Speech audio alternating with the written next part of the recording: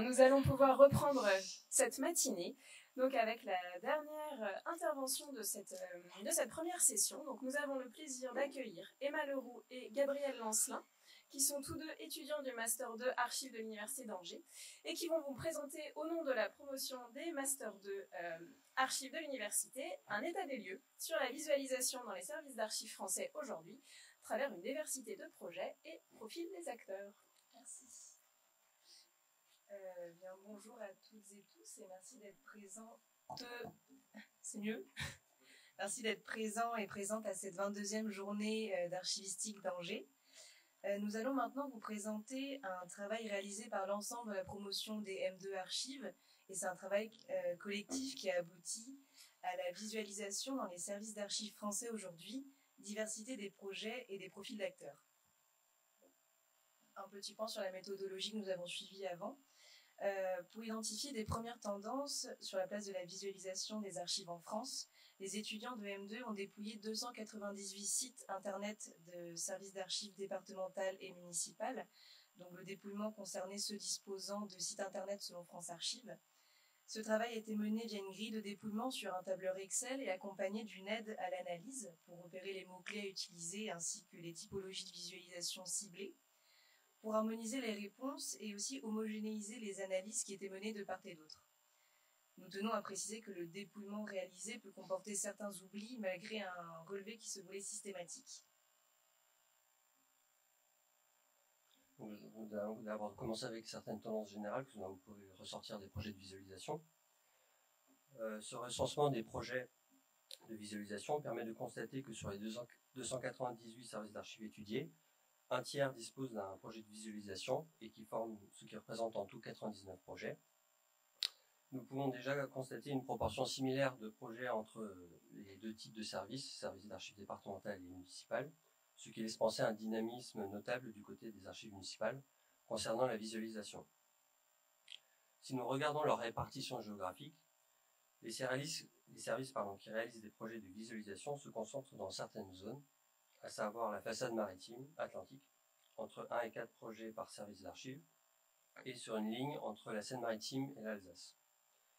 On a aussi une forte concentration de projets en région parisienne et dans le Loiret, avec entre 5 et 10 projets par service. Nous nous sommes aussi interrogés sur les thématiques de ces projets et celles les plus répandues. Pour les archives municipales, 20 projets ont pu être regroupés sous le terme aménagement urbain. Nous entendons par ce terme la transformation d'une ville, d'une rue à travers le temps. Puis, ce sont principalement les sujets sur les guerres mondiales, avec 9 projets, et ensuite sur l'histoire de la ville, de la population, d'événements ou de personnalités marquantes.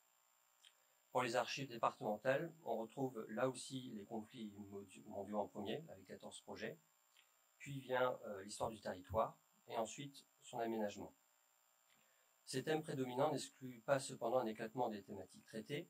En effet, il nous semble que de nombreux projets de visualisation sont souvent liés aux envies, à des occasions saisies par les services d'archives. Nous n'avons pas réellement constaté d'effet de mode, de proche en proche, autour d'un sujet type qui aurait été un cas d'école, reproduit par d'autres services.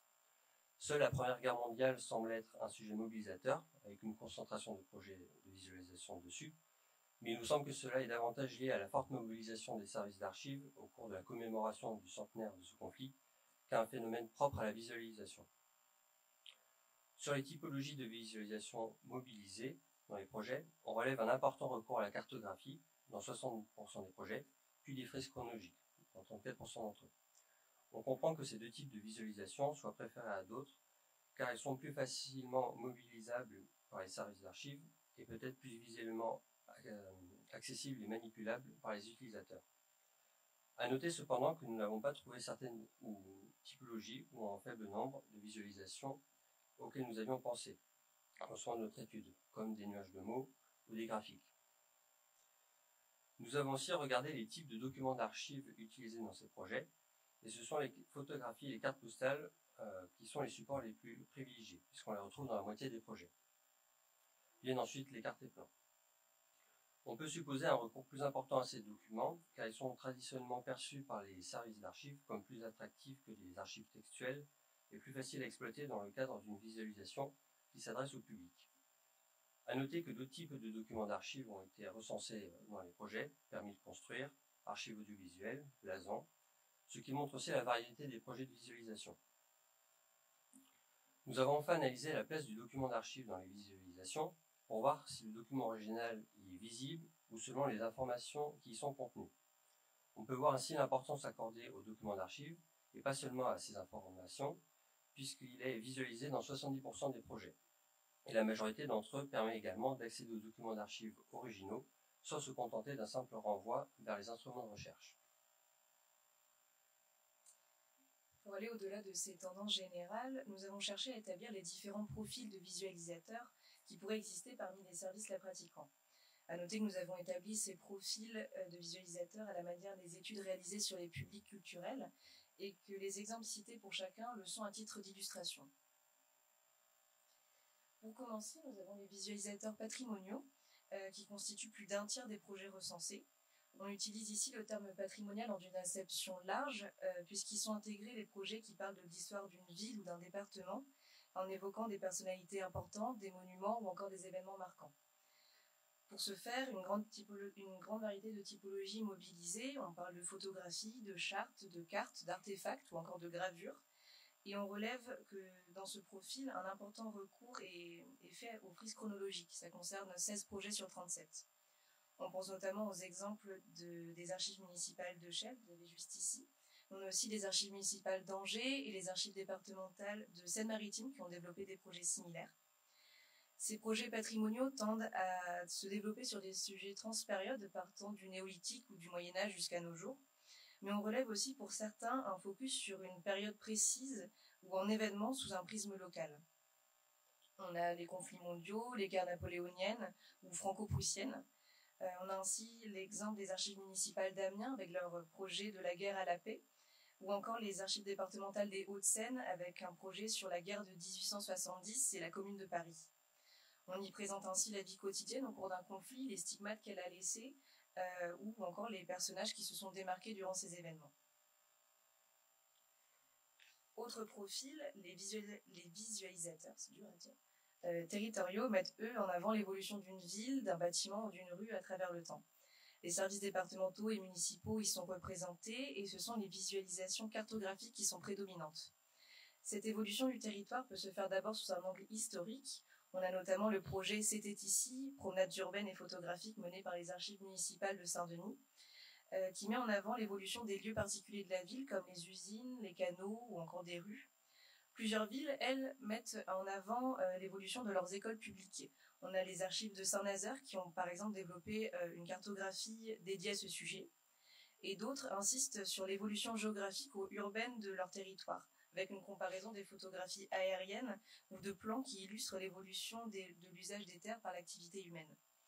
La commune d'Antibes a ainsi développé une carte de la ville pour en comparer les vues aériennes, les cadastres et les anciens tracés de fortification. Troisième profil, les facilitateurs de la recherche. Ce sont les services dont les visualisations fournissent une aide à la recherche pour les usagers. Ils concernent environ 18% des projets et sont majoritairement des services d'archives départementales, avec autant d'outils chronologiques que cartographiques. Les outils cartographiques ont plusieurs rôles. Ils servent de mode d'entrée et de recherche dans les fonds. On a par exemple les archives départementales des Côtes-d'Armor qui ont une carte avec leurs archives iconographiques qui sont géoréférencées, ce qui peut être plus adapté si un lecteur recherche des documents sur sa commune. On a aussi d'autres exemples, d'autres outils d'appui à la recherche qui existent avec les archives de la Vendée, qui ont par exemple une page outils cartographiques avec des cartes sur des circonscriptions religieuses ou encore militaires et leurs évolutions. Des cartes permettent aussi de voir si certains documents existent dans une commune donnée selon certains fonds et en quelle quantité. C'est le cas des archives départementales des Yvelines avec leurs cartes sur les registres paroissiaux et l'état civil.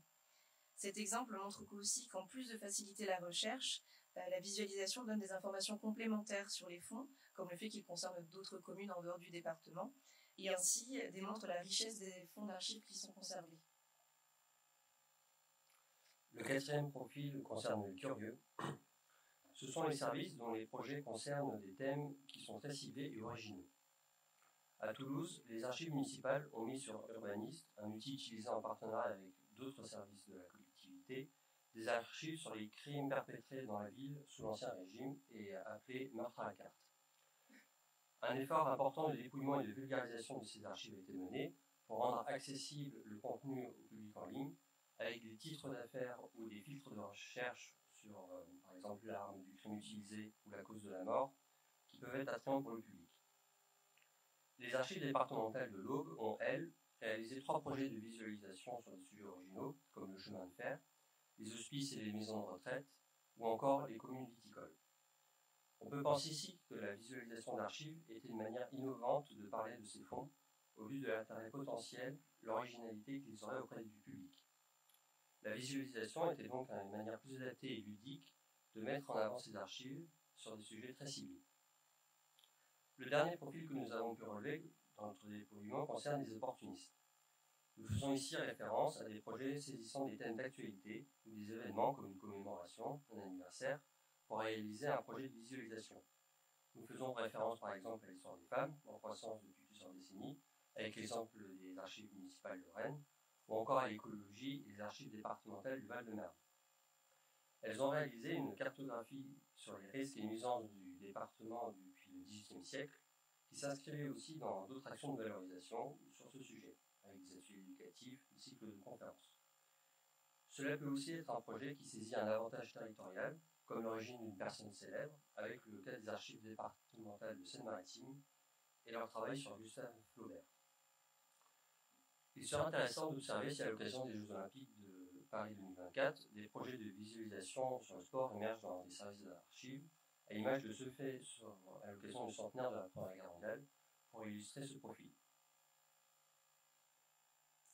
Nous souhaitons maintenant aborder plusieurs questions et points que nous avons pu relever durant notre recensement, et notamment la question des logiciels employés. Le recours à un type de solution joue selon nous sur le type de visualisation envisagé par les services. Parmi les logiciels que nous avons pu identifier dans les projets, 3 catégories se sont dessinées. On a tout d'abord les solutions gratuites utilisées dans 60% des cas, les modèles payants dans 24%, ainsi que les solutions construites dans 16% des cas. Ces solutions viennent des services avec leurs propres outils ou par une entreprise extérieure, à savoir Urbanis ou encore Arcotech. Les logiciels OpenStreetMap, Nightlab et ArcGIS-StoryMap sont ceux les plus employés par les services. Ils permettent des modes de visualisation cartographique ou chronologique, ce qui explique pourquoi nous retrouvons une grande proportion de ces visualisations de ce type. Nous avons aussi des logiciels comme Arcotech qui permet des histogrammes et cartes interactives dans les fonds. Et sur les raisons derrière ces choix de logiciels, on peut émettre l'hypothèse d'un effet de mode ou de mimétisme entre les services. Par exemple, plusieurs villes à l'image de Landerneau dans le Finistère utilisent Leaflet pour créer des cartes pour des projets de valorisation du patrimoine de la ville et logiciels que l'on retrouve dans les villes de Saint-Denis ou encore de Puteaux. Les raisons budgétaires peuvent aussi expliquer que certains services de même taille font les mêmes choix de solutions. Leaflet n'a été repéré que dans des projets de services d'archives municipaux, alors que Arcotech seulement en archives départementales. Cela pourrait être aussi un effort de communication d'un fournisseur de logiciels qui ciblerait un type d'archive précis, comme l'outil StoryMap, ou encore l'utilisation d'un logiciel déjà utilisé dans les collectivités, ce qui est le cas d'Antibes avec le logiciel cartographique 3Lise. Nous pouvons évoquer dans le prolongement de ces questions celle de la pérennité des projets de visualisation. Durant le dépouillement, les étudiants devaient renseigner la date de création des projets, mais cette dernière n'a pas pu être identifiée pour une grande majorité des projets, à savoir 88 sur 99. Certains projets semblent dater de 2013 à 2015 et sont toujours en ligne, mais nous n'avons pas de moyen de savoir si certains projets ont dû être abandonnés et retirés des sites alors que ce cas de figure existe. On remarque par exemple une absence de projet en 2017 et 2019. Mais sont-ce réellement des années de creux ou bien y avait-il des projets qui sont aujourd'hui supprimés? Nous avions vu que les archives départementales de la Haute-Vienne, durant notre recensement, avaient fait un histogramme sur les dates d'archives du cadastre, qui aujourd'hui est remplacé par une cartographie pour faire les recherches. Cependant, nous notons aussi que parmi les services d'archives départementaux et municipaux qui ont participé au Data Sprint organisé par l'AF à Troyes en 2016, 8 d'entre eux utilisent aujourd'hui des visualisations, ce qui montre l'intérêt qu'elle a suscité à amener sa réutilisation dans d'autres projets. Nous nous sommes également interrogés sur la place de la visualisation par rapport à d'autres domaines, comme l'open data et la valorisation. Étant donné que la visualisation repose sur l'extraction d'informations dans les documents d'archives, il convient de se questionner sur son positionnement par rapport à l'open data. Parmi les projets répertoriés, certains utilisent ou font figurer des données qui en sont issues. On peut citer par exemple les archives d'Orléans, qui au cours du Data Sprint de 2016 avaient créé une visualisation dynamique des permis de construire délivrés dans la ville entre 1945 et 2007, en vue de rendre compte du rythme de l'aménagement urbain qu'avait connu la ville. Mais en plus de cette utilisation, les services d'archives pourraient aussi être des producteurs de jeux de données suite à des projets de visualisation. Par exemple, pour les archives départementales de l'Aube, les données utilisées pour créer une carte sur les communes viticoles, comme l'évolution des superficies viticoles ou le nombre de récoltants manipulant par commune, pourraient être transformées en jeu de données sur l'évolution de la viticulture dans le département et être diffusées sur un portail d'open data. Cela ferait donc des services d'archives non seulement des utilisateurs, mais aussi des contributeurs de l'open data et par extension d'autres projets de visualisation qui réutiliseraient ces données. Enfin, un débat important concerne la perception de la visualisation par les services d'archives par rapport à la valorisation. Il a en effet été difficile pour les étudiants de définir des projets de visualisation d'archives par rapport à des projets de valorisation. À plusieurs reprises, des questions sur cette distinction sont revenues. Pourquoi tel projet relevait de la visualisation et tel autre non, par exemple. Des exemples clairs de visualisation de données par des services d'archives sont assez rares, comme par exemple nous pouvons citer le mémorial virtuel de la Grande Guerre des archives départementales de Loire-Atlantique, où des données sur les soldats morts au cours de ce conflit ont été sorties de nos documents pour être exploitées sous forme de visualisation afin de les présenter au public sous une autre forme. Cependant, la majorité des visualisations se situe dans un entre-deux entre la valorisation numérique et la visualisation, comme l'exemple de la ville de Dunkerque, avec son projet autour de l'hôtel de ville où nous pouvons seulement interagir avec les documents. Ainsi, est-ce que les services d'archives perçoivent la visualisation comme un simple prolongement des modes de valorisation virtuelle des archives, ou bien comme un champ d'action bien distinct? Notre travail pencherait pour la première option, puisque la visualisation semble venir en complément d'une exposition virtuelle ou en prolongement d'une exposition physique. Et le cas des archives départementales de Loire-Atlantique est en fait un projet de valorisation qui se fait uniquement à partir de visualisation. Cependant, cela n'exclut pas pour autant une possible appropriation de la visualisation par les archivistes, puisqu'une vingtaine de projets emploient des types de visualisation précises, comme des histogrammes ou des cercles proportionnels, dans l'exemple que vous avez des archives de l'Aube sur le chemin de fer, dans leurs projets. Notre étude des projets de visualisation d'archives en France a dégagé certaines tendances permettant de préciser les frontières de ce phénomène. Nous avons trouvé des projets de visualisation dans un tiers des services d'archives étudiés avec un certain dynamisme chez les archives municipales, presque à égalité avec les archives départementales. Les modes de visualisation étaient majoritairement de type cartographique et les types de documents mobilisés comprenaient principalement de l'iconographie, des cartes et des plans. Nous avons aussi constaté une grande importance accordée aux documents parce qu'il est majoritairement visible, mais si nous n'avons pas vu d'effet de mode autour d'un thème ou d'une période historique dans ces projets, cela semble être pourtant le cas pour les logiciels utilisés par les services, notamment selon la taille des services d'archives et les outils déjà employés par les collectivités. Nous avons aussi pu définir différents profils de visualisateurs parmi les services d'archives selon le thème ou le but de la visualisation, de la mise en avant du patrimoine local ou d'un sujet de niche à l'appui des publics dans leur recherche. Certains profils sont plus spécifiques à des types de services, comme celui de facilitateur de la recherche, qu'on retrouve principalement en archives départementales. Il reste cependant difficile de définir la limite entre la visualisation comme simple effet de mode ou bien comme tendance de fond. C'est d'abord en raison d'un manque d'informations sur la création et la pérennité de ces projets qui ne permet pas de voir ceux qui ont été transformés ou suspendus au cours de leur existence. De plus, la frontière floue entre les projets de visualisation et de valorisation qui est apparue au cours de notre travail montre que son appropriation par les services d'archives n'a pas été entièrement réalisée. Elle reste encore à ce stade perçue comme un outil complémentaire à mobiliser dans des projets de valorisation à la lisière de celle-ci. Cependant, des éléments comme le fait que des services d'archives utilisent de la visualisation depuis leur participation au Data Sprint de 2016 ou qu'elles puissent favoriser la création de jeux de données dans le cadre de l'open data sont des éléments qui laissent penser à une progression de l'usage de la visualisation dans les années à venir dans les archives.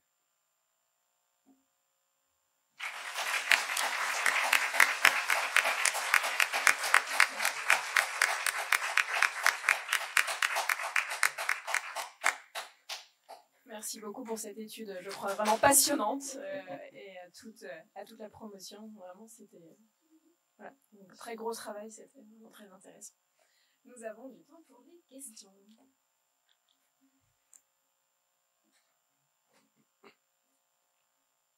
Oui, ici, ici.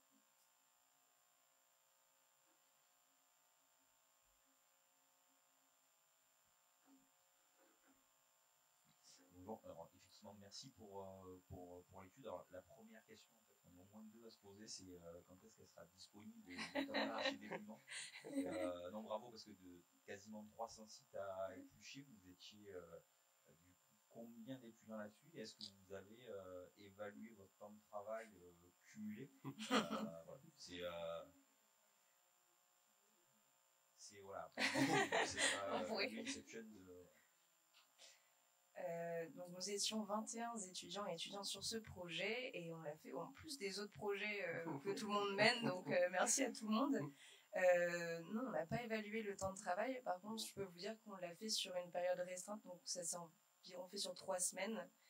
Chacun avait une quinzaine de sites, je dirais, à dépouiller et ça s'est réparti de manière géographique. On a répertorié tous les sites qui existaient et chacun avait, disons, 4 départements avec les archives municipales qui s'y trouvent et les archives départementales et l'archive départementale aussi. Donc, après, ça a pris plus ou moins longtemps parce que certains services n'avaient pas du tout de projet, donc cela ça allait très vite, c'était non. Et par contre, certains malheureux ont eu des services qui avaient beaucoup de projets et eux ont mis plus de temps.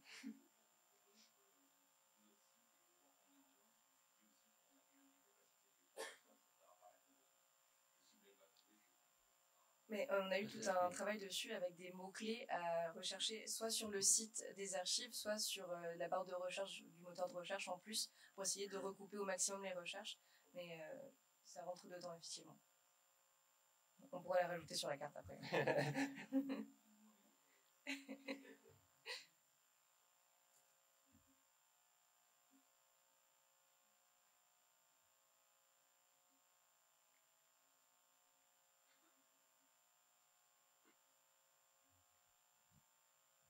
Oui, je voulais faire un petit complément sur le data sprint que vous avez montré d'Orléans. C'est pas du tout Orléans qui l'a réalisé. Pour le si, enfin c'est sur le site, mais il faut rendre quand même à César ce qui est à César. Au moment de l'organisation du data sprint, enfin du forum, c'était à 3. Maïwenn Bourdic sollicitait des services qu'elle connaissait un peu comme étant open, on va dire, ou les archivistes qui n'avaient pas de frein pour donner des fichiers. Donc il fallait certaines conditions qui vont dans le sens de ce qu'on a dit ce matin, des archivistes qui n'aient pas besoin de demander X et Y autorisation de la hiérarchie, qui puissent faire des exports, qui soient OK pour filer leurs données et ne pas savoir ce qui va se passer avec. Parce que moi, le résultat, je l'ai découvert vraiment au forum de Troyes. Donc, en fait, j'insiste sur le cercle vertueux.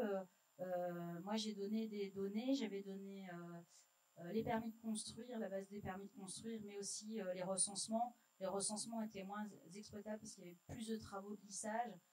C'est Maïwenn et une petite équipe autour d'elle qui ont vraiment lissé les données des permis de construire. Et quand l'année dernière, j'ai mis la base d'urbanisme en ligne, donc avec l'outil Arcotech, on a fait une carto parce que j'ai géoréférencé les plus de 40 000 autorisations d'urbanisme. Rassurez-vous pas, la main ce coup-ci, mais vraiment en faisant un import CSV. J'ai demandé l'autorisation à Maïwenn de repointer vers le data sprint qui datait de 2016. Et évidemment, Maïwenn a autorisé. Donc on est dans ce cercle vertueux parce que l'idée c'était aussi de montrer ce qu'on pouvait faire avec nos données, sachant qu'à côté, moi j'ai publié en open data les fichiers d'affiches administratives sur le portail open data d'Orléans Métropole, et à ce jour nous avons 0 réutilisation. Donc j'en viens aussi à ce que disait Julien, c'est que derrière, il y a un vrai travail qui prend du temps de dire ce qui existe, où ça se trouve, est-ce qu'on peut en faire, etc. Voilà. En tout cas, c'est Maïwenn, la grande papesse de la donnée des archivistes qui distille ses connaissances et nous apprend tout ça.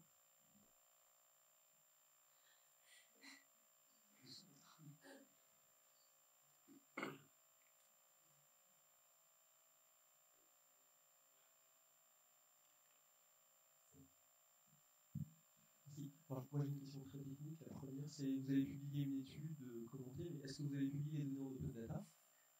Voilà, ça c'est fait. Et la deuxième, c'est est-ce que c'est peut-être un peu plus exploratoire, c'est est-ce que si on croisait vos données par service avec d'autres données, la taille des services d'archives ou les données en open data qui existent, notamment sur le financement des services ou le nombre de personnel, vous pensez qu'il y aurait une corrélation, non pas entre les effets de mode, parce que voilà, en ce moment tout le monde est en train de faire des JO, mais entre les capacités et les réalisations de côté visualisation. Autrement dit, tiens, si une municipalité, pour une archive municipale à 15 personnes dans le service d'archives municipal, elle a le temps, ils ont les ressources pour faire ça, s'ils en ont 5, soit il y a quelqu'un qui fait ça effectivement soirée et week-end, soit pas.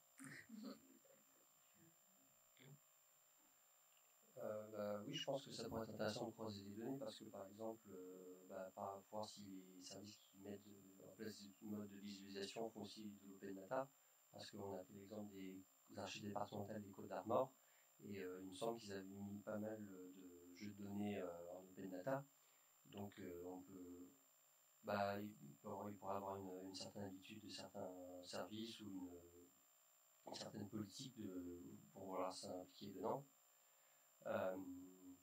Après, la question des moyens, oui, c'est pareil, ça peut influencer, puisque comme on a dit, il y a des, par exemple, l'outil Leaflet pour des valorisations, c'était ici sur la ville, c'est utilisé que par des villes Saint-Denis, Landerneau, mais après, il faudrait voir ça de façon plus poussée.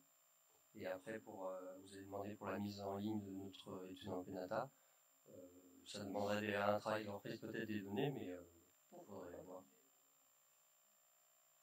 Juste pour compléter, peut-être que ça pourrait aller voir du côté des compétences aussi des archivistes, recruter des gens qui s'y connaissent ou qui ont envie de travailler là-dessus. Petit ou gros service, ça pourrait aider aussi à développer des projets de ce genre. Pour venir en complément. Une dernière question.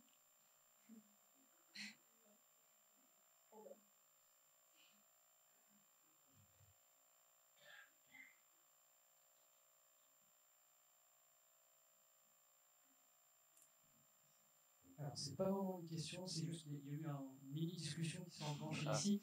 Ce qu'on se disait, c'était que par rapport aux données, on va dire, plutôt quantitatives que vous avez dégagées de votre enquête, on se disait que peut-être il faudrait, moi ce qui apparaît, c'est qu'il faudrait compléter avec une étude plus sociologique, avec une enquête de terrain, c'est-à-dire avoir quelqu'un qui va aller...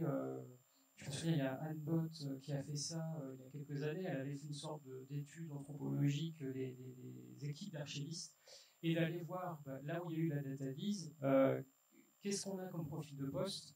Il y a aussi une dimension humaine.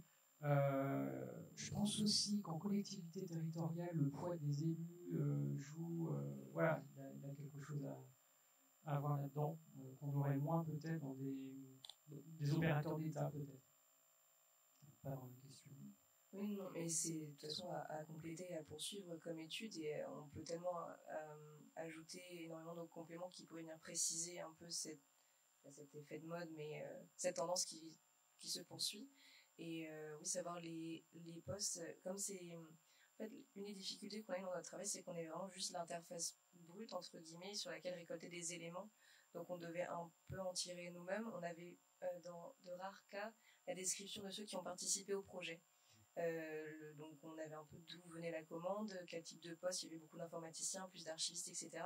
Ça se résumait vraiment à ça, et c'était pour très peu de postes. Déjà qu'on avait du mal à avoir certaines dates, donc mais ça pourrait vraiment venir en complément.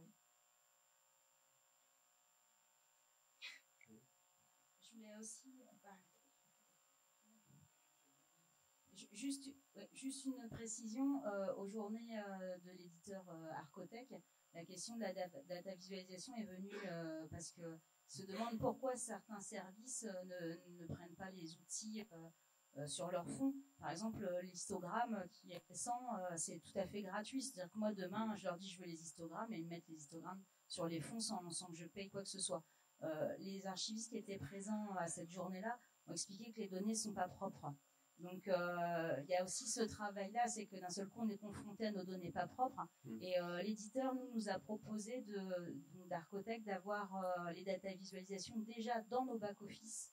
Et en fait, que la data visualisation nous serve à nettoyer nos données et qu'une fois que nos données soient propres, on ouvre en data visualisation. Donc, il y a cet aspect-là aussi que vous ne pouviez pas toucher du doigt et qui est vrai sûrement pour tous les sites d'archives. Voilà.